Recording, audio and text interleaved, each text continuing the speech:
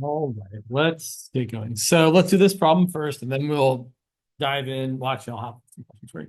So last time we talked a bit about how when you're anti-differentiating things, if the inner part of the function is just a multiple of x, that usually means we end up dividing by that coefficient of x. So the antiderivative of e to the 5x is going to be 1/5 e to the 5x. Or if you prefer, you can write it as e to the 5x over 5. Either way is fine. We know the antiderivative of cosine of x is sine of x. So the antiderivative of cosine of 3x should be sine of 3x, and then we should divide by 3. And then, of course, we're adding a constant because we're always adding a constant. We're finding the general antiderivative. Welcome, welcome. Come on in. So I have a few. Oh, actually, I should say, are there questions about that, or should we do a few more examples about that? It's okay to have questions. Yeah. How did I get the 1/3? So here's how I'm really getting. I'm getting it by thinking about how I know the derivative is going to work. So here, if I took the derivative of 1/3 times sine of 3x, well, I know that the 1/3 constant multiple just hangs out. That's what constant multiples do. So we're going to get 1/3 times the derivative of sine of some stuff is cosine of the stuff, but then what do I have to multiply by because of the chain rule? Right, the what of the inside? The derivative of the inside, which is 3. And the 1/3 and the 3 are going to end up canceling or dividing to 1, essentially. So that ends up being exactly cosine of 3x. And if the derivative of 1/3 sine of 3x is equal to cosine of 3x, that means the antiderivative of cosine of 3x has to be 1/3 sine of 3x. In a similar way, the derivative of e to the stuff, 1/5 times e to the stuff is 1/5 times the derivative of e to the stuff, which is going to be e to the stuff times the derivative of that stuff, which is just 1/5 e to the stuff times 5. And then the 1/5 and the 5 also simplify to 1 and you get e to the 5x. So really the reason we end up dividing by a 3 here and a 5 here is because we know that if we were to take the derivative, we would end up multiplying by those numbers. Yeah. Wait, so when you just take the integral of like something, isn't there a power rule? So there are lots of rules. One of the rules is a power rule, and we would certainly apply that if we had x raised to a power, which is not what either of these two functions are. But yes, if we were taking the antiderivative of, say, 3x to the 11th power, what's going to happen to the 3? In the words of me, what do I like to say? The 3 is going to hang out. So we're going to get 3 times, then we're going to use the anti-power rule and get x to the 11 plus 1 divided by 11 plus 1. And then we would simplify, or I would simplify, 3 over 12 simplifies to 1/4 x to the 12. Or if you prefer, x to the 12 over 4. Either way is totally legitimate. Yeah, good question. Other questions? If you do ask a question on chat and I don't see it because sometimes I forget to look at the chat. You can unmute yourself and say words. You might scare me, but that'll be all right. Just yeah, if I'm ignoring, I'm not ignoring the chat. I'm just not looking there because there's lots of people in front of me. There wasn't a question on the chat. I was just saying I know I'm going to do that in the future, so there is. All right, I should ask you all what kinds of things you covered in class today and or last Friday. Anyone want to volunteer? Yeah. Riemann sums. All right. Anything else other than Riemann sums? Yeah, okay. That's what I was imagining. Let me ask real quick before Riemann sums, did anyone talk about any initial value problems? Okay, surprising. All right. Cool. So let's talk about this Riemann sum. So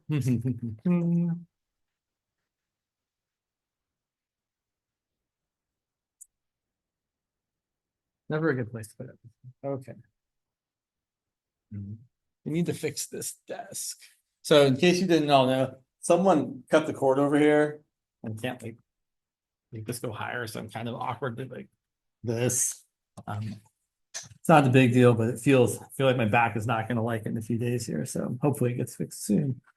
Riemann sums. And let's go bigger picture here.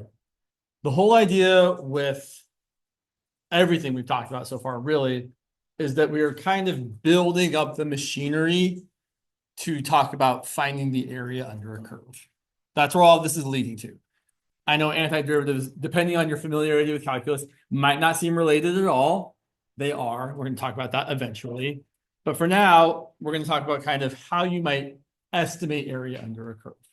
So let's look at, not my favorite example. Let's look at a better example. Let's say we wanted to, we're just going to find the area under f of x equal to 3x plus 2 on the interval from 1 to 4. Which seems like a lot of words to write something that I really don't want to use a lot of words for. So here's the deal. All of this could be boiled down to, there's a better word, more simply expressed. I don't know, there's a word I'm looking for that I can't think of, as the integral from 1 to 4 of 3x plus 2 dx. That's what all that means. Or I should say, that's what this symbol means. It means the area under this curve between these two x values. That's what we're looking for here. It's gosh, there really is a word. I would love to remember what the word is that I'm thinking of, but I can't. A more compact notation for it. We can draw a picture. Y equals 3x plus 2 is a nice straight line. It looks vaguely like this, although it's probably not a great representation. And going from 1 to 4. So we're trying to calculate that area. Sometimes you don't need any fancy techniques at all. That region there, to me, you maybe too, looks like a rectangle and a triangle. I can certainly find the area of a rectangle and a triangle and add them together. Let's do that. So this here is equal to the area of the rectangle plus the area of the triangle. So let's look at the rectangle first. So the rectangle looks like it has a base of 3 and a height of whatever we get when we plug in 1 to this function. So we plug in 1, 3 times 1 plus 2 is 5. So it looks like the area of the rectangle is 3 times 5. And the area of the triangle, well, the base of the triangle is also 3. And the height of the triangle is, well, if we plug in 4 to this function, we get 4 times 3 plus 2 is 14. 14 minus 5 is 9. So my picture is not to scale, as it often won't be. We shouldn't worry about that too much, right? Clearly my 5 looks like it's bigger than my 9. Such is life. People draw things not to scale all the time. The area of that triangle is going to be 1/2 the base times the height. And then we could simplify this. That's going to be 15 plus 27 over 2. I suppose if we wanted a common denominator, that'd be 30 over 2 plus 27 over 2, which would be 57 over 2. Or if you like decimals, 38.5, 28.5. Either way. As you might have imagined, not every function is going to be, you're going to be able to do this for it. There's lots of graphs that have regions that are not nice triangles or rectangles or circles or things like that. So the idea is going to start being developed that we want to estimate the area under a curve. So let's look at something a little more complicated. Say we want to, a reminder, if I get off the screen, please just let me know. I'll try my best not to, but this is, I need to look at that later when I have more time to maybe make it look brighter, because it is very hard to see what I'm writing over there. So let's say we want to estimate the area under, so I'm trying to think about how I really want to do this. Yeah. under f of x equal to x squared plus 1 on the interval from 0 to 2 using 4 rectangles with right endpoints.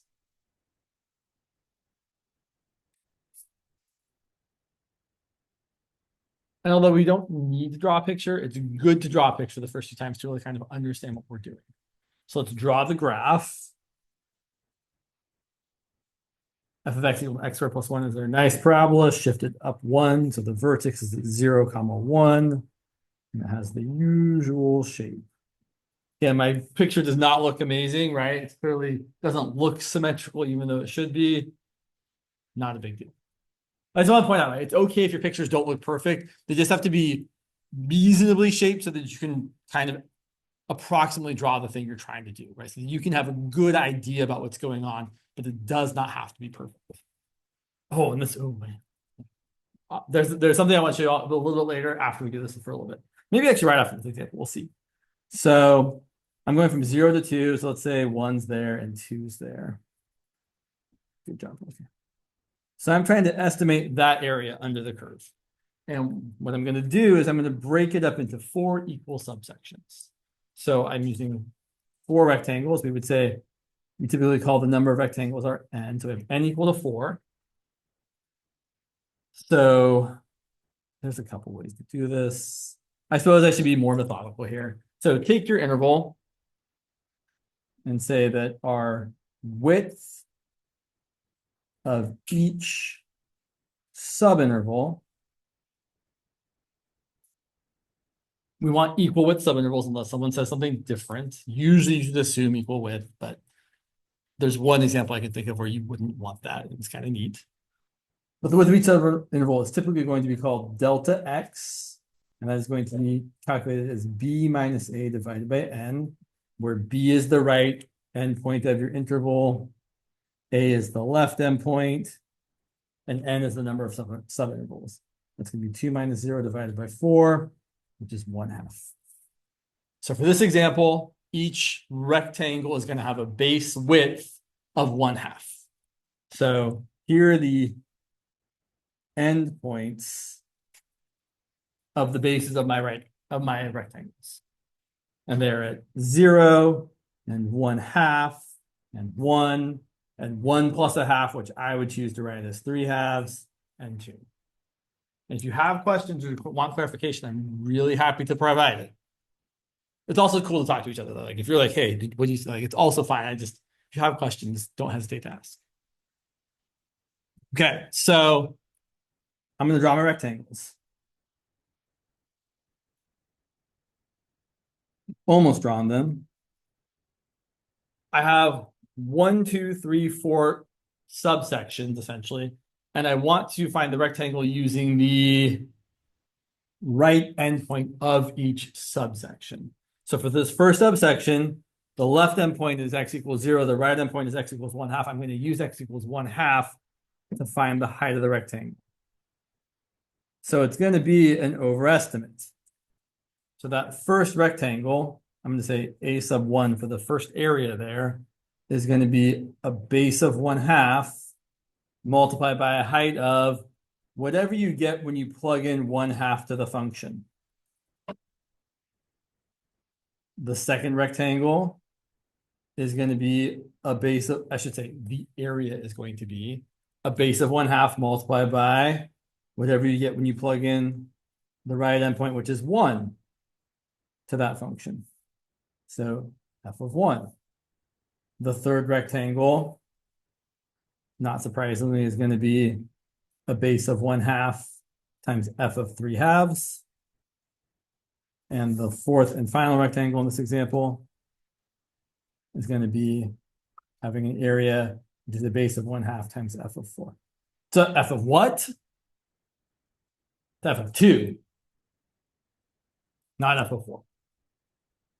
So the way we would write the approximation of our area, right? There's definitely an approximation. It's not the exact area. It's clearly an overestimate. We've got way too much area here.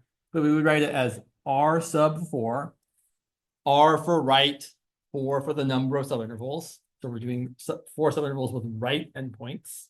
And that would equal 1/2 times, let's just factor out the 1/2. It'd be 1/2 times f of 1/2 plus f of 1 plus f of 3/2 plus f of 2. Can we actually calculate this? Sure, we can.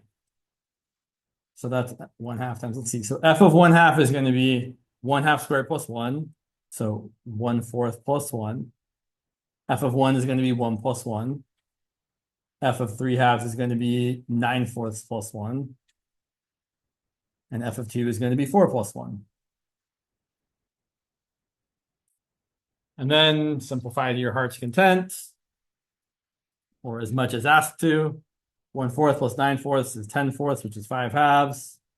We get 1/2 times 5/2 plus 1 plus 2 plus 1 plus 5.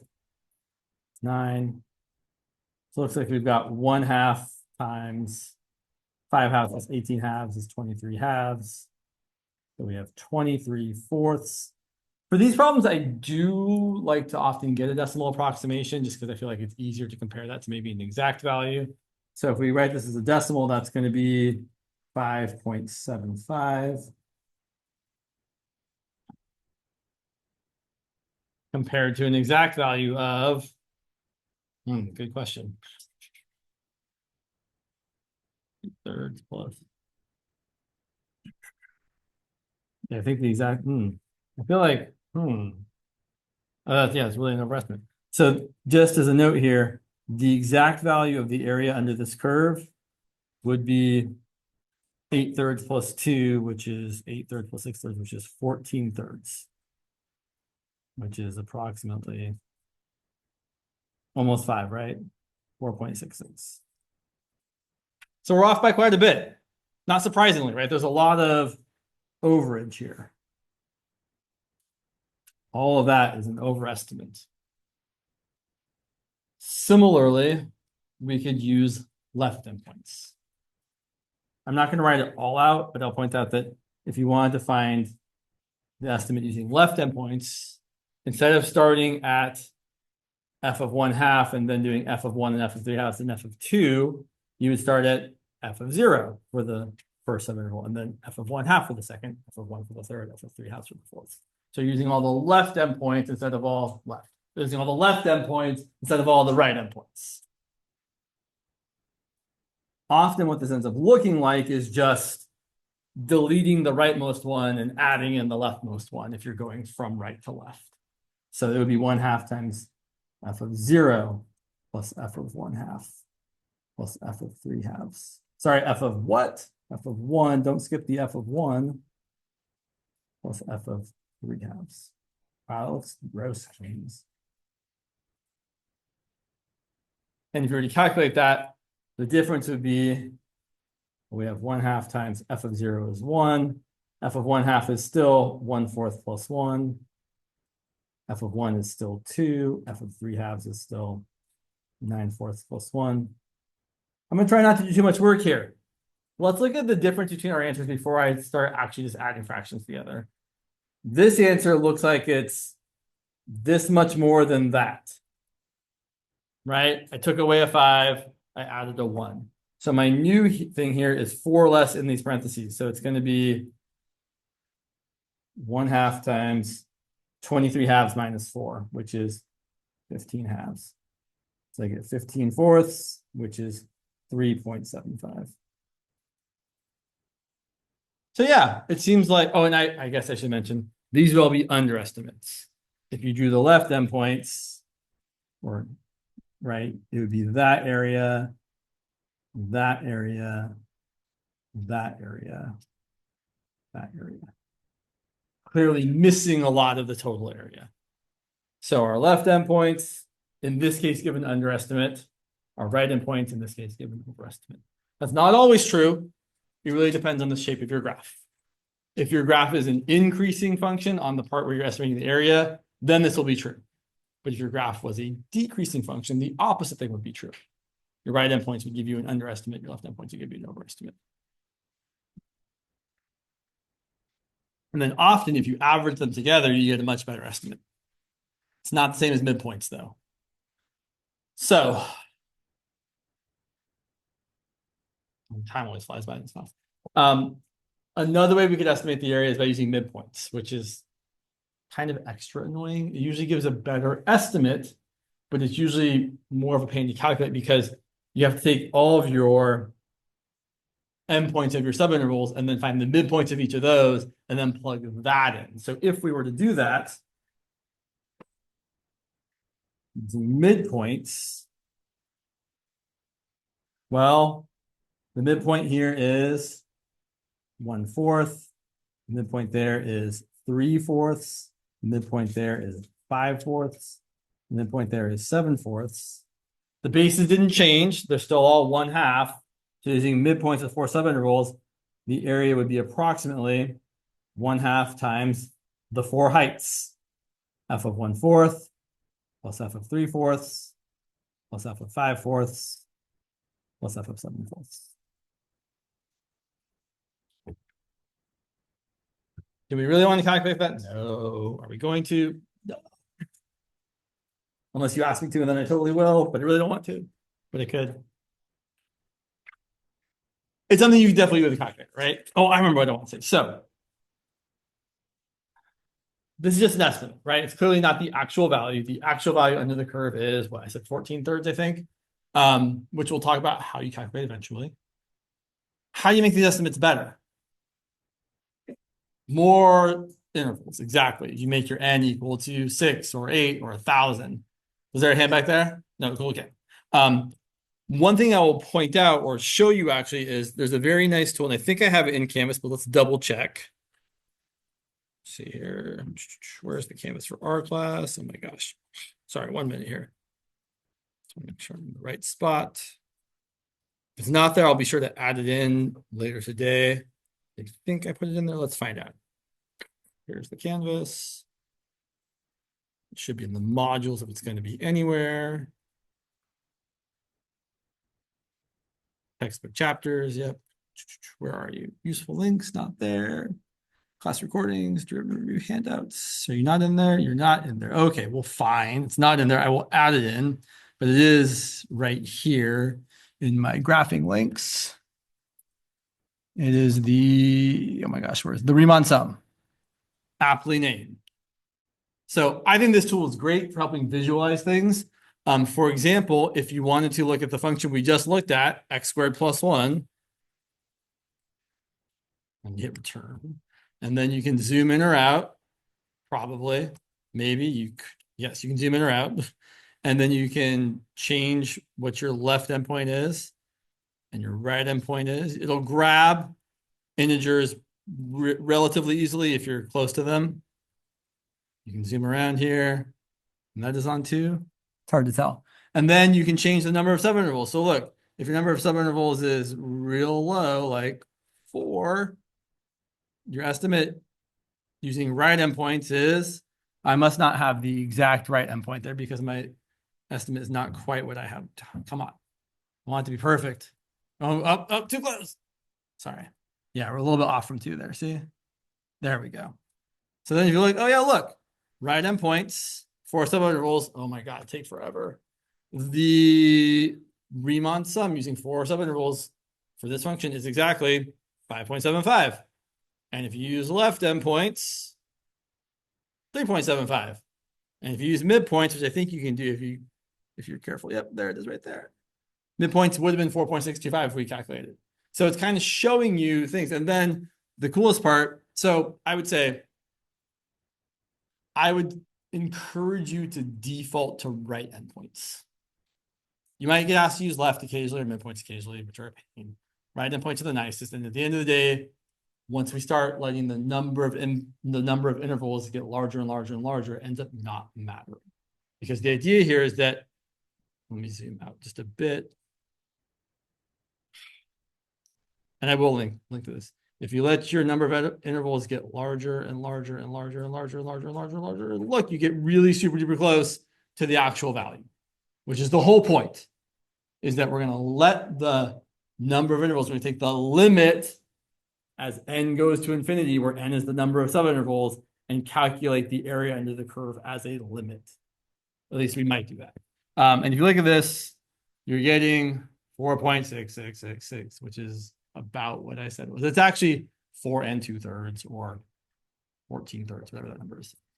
Questions about this? I would encourage all of you to play around with it. I think it's kind of neat. It'll help you see things. Also, you can check your work later. So like if you had a problem where someone gave you like used, or for example, yeah, sure, we'll do this one, fine. For example, approximate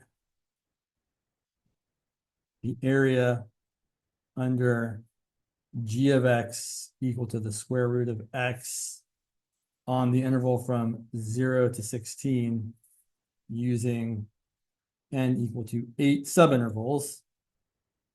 First of all, this one's going to be an extra pain because your endpoints aren't going to be nice. Oh, can you not see? Yeah, sorry. Yes. Say words. If you can't see it, just say, hey, James, I can't see the thing. There you go. So the idea here, same idea. We're going to draw the region.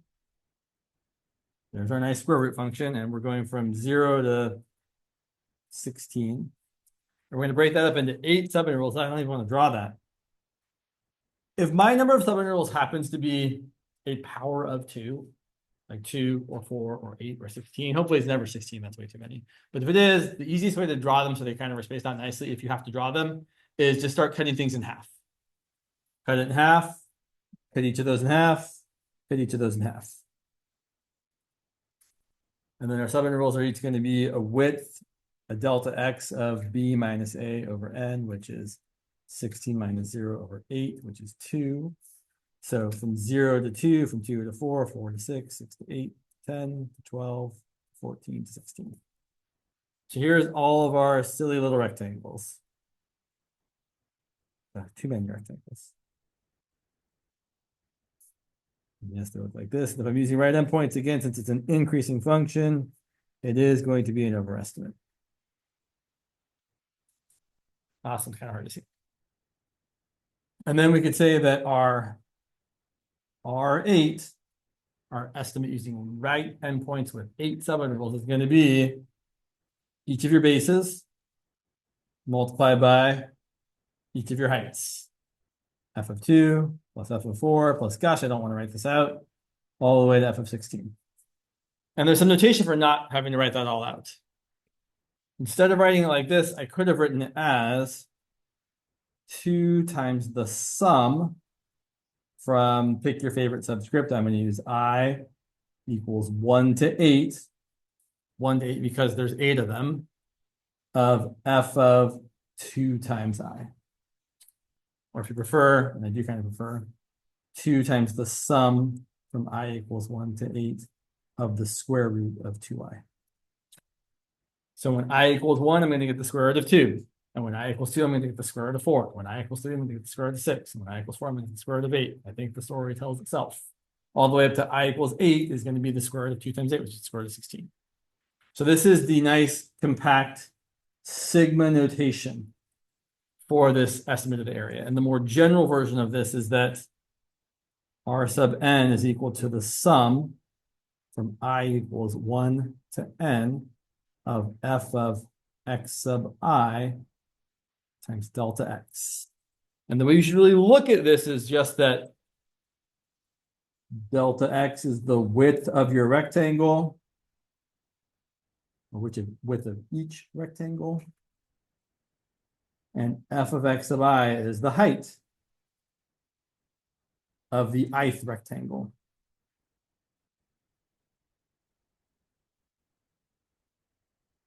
So the first rectangle has a height of the square root of 2 times 2, which is 2. And so on. The second rectangle has a height of the square root of 4 times 2, which is the square root of 8. So you're just plugging in those right endpoints. And I should point that out right. This is your x sub 1, x sub 2, x sub 3, all the way to the last one is x sub 8. So I don't want to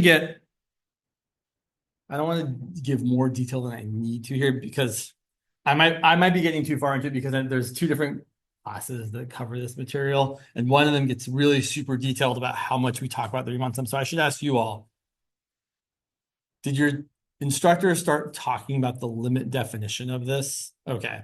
Did they like do a bunch of terrible calculation and then get a number at the end? All right, cool. Then we'll do it. Right. I mean, it's kind of terrible. I also kind of like it. I'm not gonna lie. So it's kind of fun. I mean, you should get used to the fact that I love math. I like doing math. I think it's fun. So I might say something's fun. You guys are like, this guy is crazy. But I think it's fun, which is good because I get paid to do it. Yeah. So, I thought that go through the limit. Okay. Eventually, Good question. Who's your teacher? he said he wasn't gonna go through the whole. Okay. He might do one example. He might not. It's really hard to know. It's still good to see it either way. Because the idea is that we're looking at trying to calculate the area under a curve. Not this one. This is not a great example for doing the actual calculation. So we're trying to use this idea here that, okay, well, if this is representative of the sum under the curve, I should say the area under the curve when you use n rectangles, or n could be any positive integer number. It could be one rectangle, which would be a terrible estimate, right? If I used one giant rectangle to estimate the area under there, it would not be a good estimate. On the other hand, if I used 1,000 rectangles, it'd be pretty good. In fact, did I close the link that I had open? That was smart, James. Or did I just minimize it? I just minimized it. So I don't want to calculate that, but if we look over here at the function that's the square root of x, can I do a square root? I think so. We'll find out. Yeah. And then I go from 0 to 16. Maybe. Yeah. Oh, geez. Holy smokes. Ah, am I going the wrong way? I'm going the wrong way. Sorry. From 0 to 16, that's too much. Cool. From 0 to 16. And then, right, before I said n equals 8. So there's an estimate using n equals 8, which is about 42.53. And then the idea is we're instead of picking a specific number for the number of subintervals, we're just going to say it's n.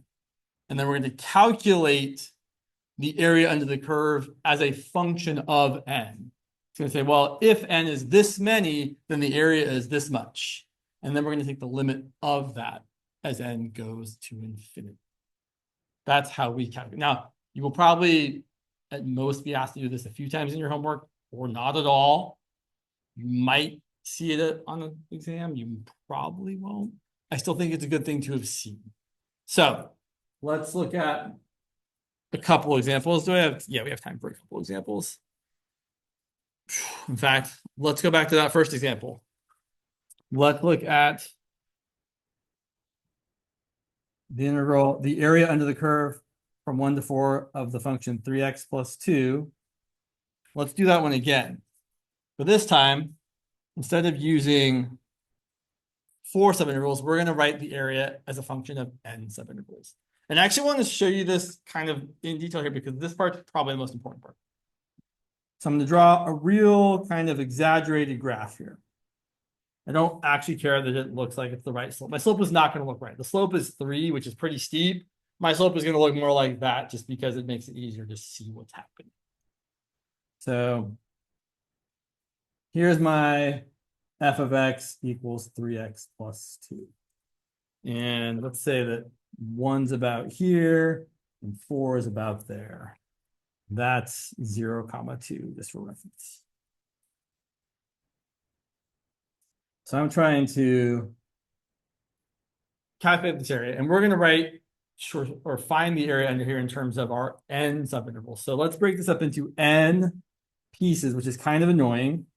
So the left endpoint is our 0th endpoint, and then the first right endpoint is our first endpoint. So this one here typically is called x of 1. This is x of 2, x of 3. The problem is n isn't actually a number, right? It's just a placeholder. So we're going to do some sort of dot, dot, dot stuff and then say somewhere in the middle here, there's like an x of I minus 1 and an x of I. And then you go further and you get all the way to the end. The very last one, the very last right one is the nth one. The one before that is the n minus 1 endpoint. So this first subinterval, x sub 1 is the right endpoint. This second subinterval, x sub 2 is the right endpoint. This third subinterval, x sub 3 is the right endpoint.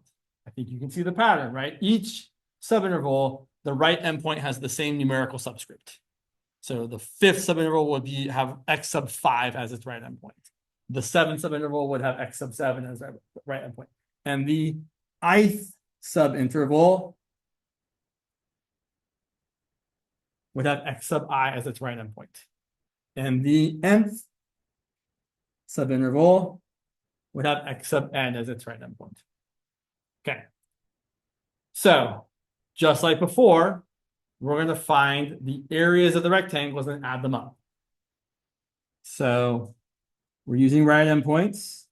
It's not too terrible, but it's going to be a lot of writing for a second.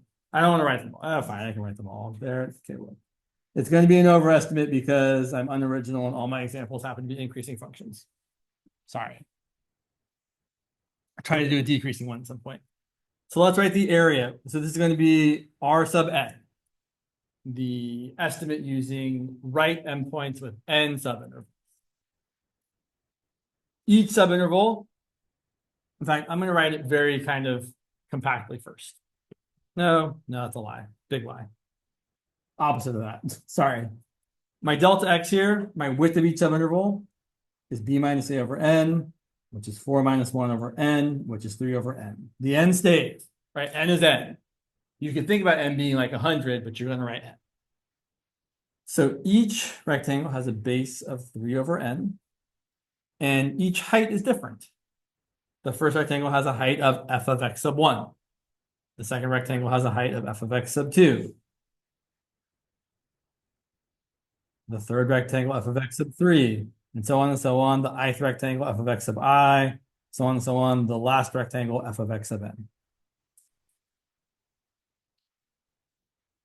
Yeah, we have enough time. So the compact way of writing this without kind of giving you any information would have been to have written this as the sum from I equals 1 to n of f of x sub I, because that gives me every f of x of 1, 2, 3, 4 up to f of x of n added together times delta x. Instead of writing 3 over n, I'm writing delta x wrong. But this kind of, I mean, this is nice to know this formula. This is kind of the very generic formula for the area, the estimate of the area under the curve using right endpoints and n subintervals. But it doesn't tell us a whole lot. But it does tell us kind of what direction to go in. So now we're going to rewrite it in a way that's a little bit more useful. So I'm going to leave that blank for a second. And then the delta x is 3 over n like it was. So f of x sub I. I know what the function f is, although I should probably say it. F is just the function we're integrating or anti-differentiating. I shouldn't say that yet, although you probably know because the symbol is the same. There's my function. But what am I plugging into that function? Well, x sub 0 is, I don't get to plug in x sub 0, but x sub 0 is 1. X sub 1 is 1 plus how much? How much did I add to get from here to here? I hear you all like mouthing it. I can see it on your lips. It's a delta x, right? It's the width of one subinterval. So x sub 1 is 1 plus a subinterval. And x sub 2 is 1 plus 2 subintervals. And x sub 3 is 1 plus, you guessed it, 3 subintervals. And all the way to x sub I is 1 plus I subintervals. And I do like this last bit here. X sub n is 1 plus n subintervals. And there's a reason I like that last bit. So let's actually write down, yeah, we have enough room on this page, yeah. So I'm going to go up here for a second. So in general, x sub I is a plus I times delta x. Or your professor might use k or j or whatever letter they like, yes. Yes, I can, thank you. Sorry about that. It's a little too far. So x sub I is a plus I times delta x. In our example, a is 1, b is 4. So we could write this as x sub I is equal to 1 plus I times 3 over n. Or you might write that as 3i over n. Either way, it's fine. Here is the check that I always like to do to make sure that my x sub I is correct. If I plug in 0 for I, what do I get? Just 1, right? 1 plus 0 times 3 over n, which is just 1 plus 0, which is 1. Which it should be, because your leftmost endpoint, your x sub 0, should be a. And then I also like to plug in n. X sub n, if I plug in n for I get 1 plus n times 3 over n.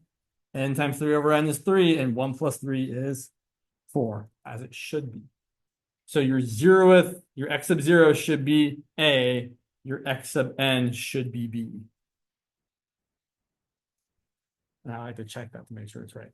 So then that's what's going on here. We have f of 1 plus 3i over n. And then we're actually going to plug, oh, you can't see that, sorry. And then we're going to plug that in to the function that f is. So here, sorry, I'm all over the place here, apologies. Yeah, I don't know how to make that little bar go away, that's right.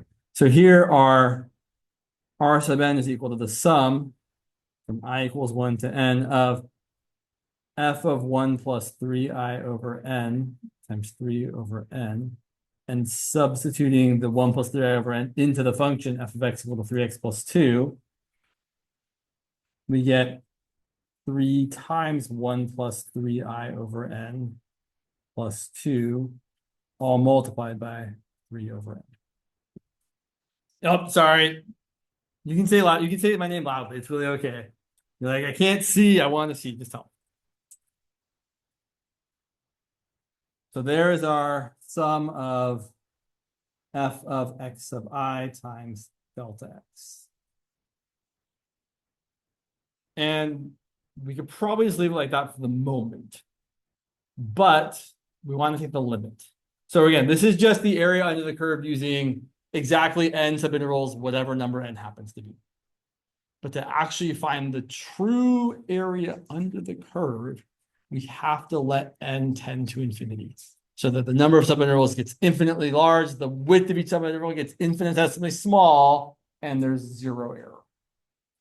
So what we need now to find the actual area is going to equal the limit as n goes to infinity of r sub n, or L sub n, or m sub n. This is why you can use either right or left or mid points, because any one of them, once you smush all of them together and make them each infinitesimally not wide, the left and the right and the middle endpoints all get to be really, really close to each other. So it doesn't matter what you picked. And then we say, well, we're going to pick right because it's the most computationally convenient. It's just easier to pick right than it is to pick left or mid. So that's going to be the limit as n goes to infinity of the sum from I equals 1 to n of f of x sub I times delta x. This is often the definition of the area under a curve. Okay. Yeah, we got 5 minutes. So we're going to calculate this. And it requires just a lot of algebraic simplification and then knowledge of a couple formulas, which, yeah, we got time. I know you guys are like, yeah, we got 4 minutes. Okay, sure.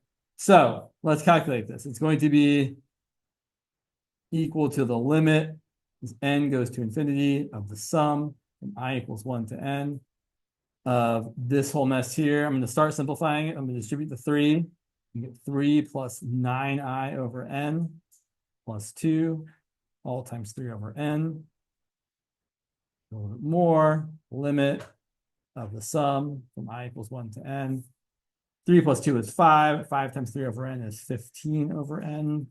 9i over n times 3 over n is 27i over n squared. I see one of the hallmarks that I always look for when I'm doing this process, which is that in each fraction, the power of n should be 1 larger than the power of I, or whatever your subscript happens to be. In this fraction, I have n squared I to the first, Good to go. In this fraction, I have n to the first and I to the 0th, if you want to say that. Good to go. That's always something I look for when I'm doing this, because I know that things are going to turn out okay if I do it that way. We're going to break this up into two summations. So it's the sum from I equals 1 to n of 15 over n, plus the sum from I equals 1 to n of 27i over n squared. In these expressions, n is not a variable. N is a constant. It's some number that we're going to let get larger. But if you ignore the limit there for a minute, n is a constant. It's 1,000 or 1,000,000,000, whatever you like. But the point is it's constant. You can pull it out in front of the summation, just like if you pull it out in front of an integral or a derivative.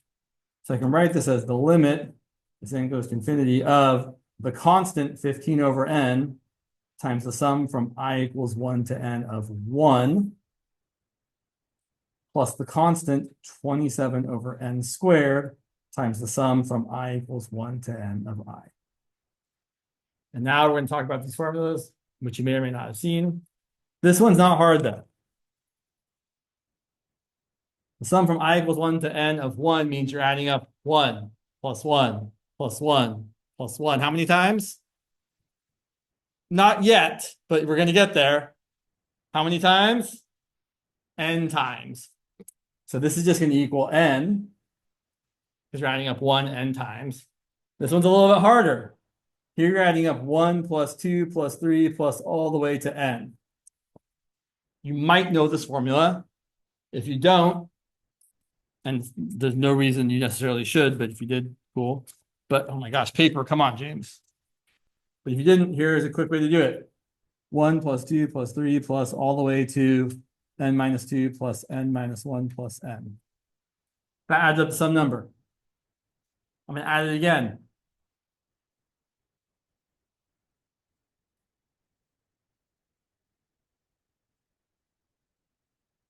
Add them together. X plus x is 2x.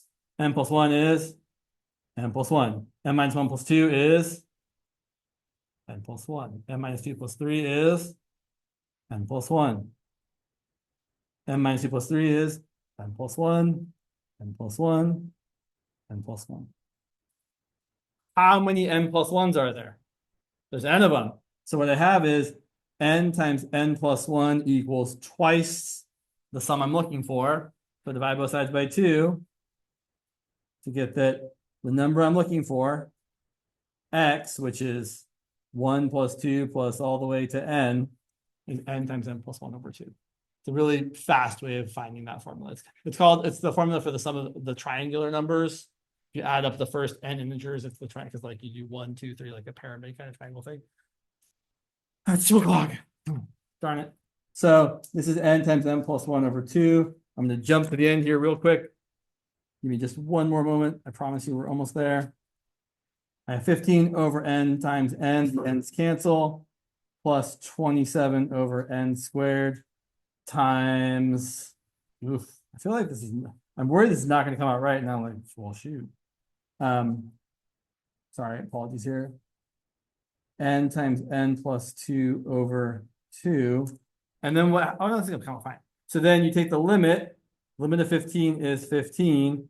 And this expression here, if you look at this, this is equal to 27 times n squared plus 2n over 2n squared. And the limit as n goes to infinity of a rational function where the degree on top and the degree on the bottom are the same is the quotient of the leading coefficients, which is going to be 27 over 2. Which ends up being exactly the same thing we got for the first problem we did, right? If you remember, we had an area of a rectangle and an area of a triangle, and it was exactly 15 plus 27 over 2. Same thing. So the whole point of all this is that you can do a whole terrible calculation and find the area under the curve. Now, the great thing is this works if your function is a parabola or a cubic or any. You can do this nicely, relatively, for any polynomial. For other functions, it's harder, but still doable. But the point is you can use this to actually find the area under the second one we did, under the x squared plus 1 function, or under something else more complicated. Talk a little bit more about that next time.